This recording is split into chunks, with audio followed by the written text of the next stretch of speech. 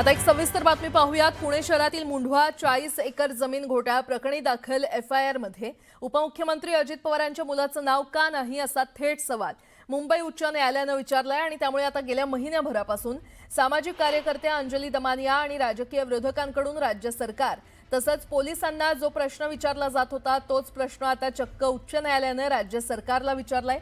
दरम्यान पोलिसांनी यावर भूमिका मांडली असली तरी पार्थ पवार यांच्या नावाचा मुद्दा पुन्हा समोर आलाय। जे काही कोर्टाने विचारलेलं आहे त्या संदर्भात योग्य उत्तर हे कोर्टामध्ये सबमिट केलं जाईल। कारण पहिल्या दिवशीपासून सरकारची भूमिका कोणालाही वाचवायचं नाही आहे। जो दोषी असेल त्याच्यावर कारवाई होणार आहे। त्यामुळे या संदर्भात आतापर्यंत केलेली कारवाई आणि पुढे काय कारवाई होणार आहे याची सगळी माहिती ही आम्ही माननीय उच्च न्यायालयाला देऊ।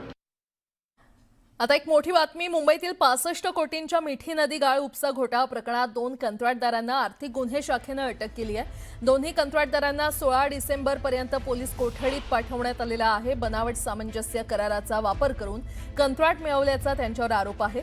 सुनील उपाध्याय आणि महेश पुरोहित असे अटक केलेल्या कंत्राटदारांची नावे आहेत। या प्रकरणी आतापर्यंत 5 जणांना अटक करण्यात आली आहे।